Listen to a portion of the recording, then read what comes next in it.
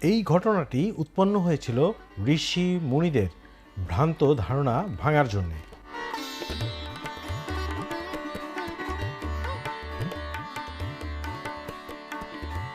ভৃঙ্গি ছিলেন এক পরম শিবভক্ত ঋষি। একদিন কৈলাসে ভৃঙ্গি শিবের প্রদক্ষিণ করতে এলেন। তিনি শিবকে একাই প্রদক্ষিণ করলেন, কিন্তু পার্বতীকে ইচ্ছাকৃতভাবেই উপেক্ষা করলেন। পার্বতীকে তারা ভাবতেন শুধু গৃহিণী, যেন সৃষ্টিতে তার কোনো স্বতন্ত্র শক্তি নেই। এই ভাবনাটাই ছিল অজ্ঞানতার ফল। পার্বতী তা লক্ষ্য করলেন। তিনি বললেন, যেখানে শিব সেখানেই আমি, আমাকে বাদ দিয়ে কি শিবের পূজা সম্পূর্ণ হয়? কিন্তু ভৃঙ্গি উত্তর দিলেন, আমি শুধু শিবকেই মানি, শক্তিকে নয়। তখন পার্বতী শিবকে বললেন, যদি আমায় ছাড়া তুমি পূর্ণ হও, তবে এই জগৎ কিভাবে চলছে? শিব বুঝলেন এই ভুল ধারণা দূর করা দরকার।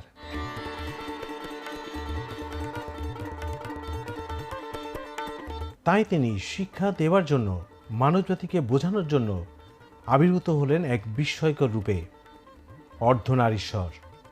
ডান পাশে রইল শিব, জটা, ত্রিনয়ন, ভস্মলিপ্ত দেহ, আর বাম পাশে প্রকাশ পেল পার্বতী, কোমল মুখ, অলঙ্কার, মাতৃত্বের আভা।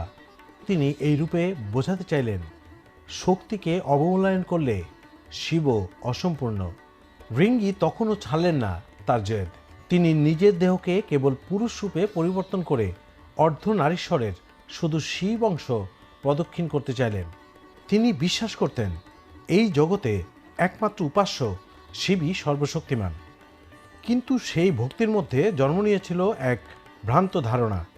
ভৃঙ্গি মানতেই চাইতেন না যে পার্বতীও শিবের মতোই সমান শক্তি। তখন পার্বতী তার শরীর থেকে নারী শক্তি কেড়ে নেন। ভৃঙ্গি সঙ্গে সঙ্গে দুর্বল হয়ে পড়লেন। তিনি কেবল হাড়ে পরিণত হলেন। তখনই ভৃঙ্গি বুঝলেন, শক্তি ছাড়া শিবেরও পূজা অসম্পূর্ণ। লজ্জিত ভৃঙ্গি ক্ষমা চাইলেন এবং স্বীকার করলেন, শিব ও পার্বতী আলাদা নন, এক ও অভিন্ন।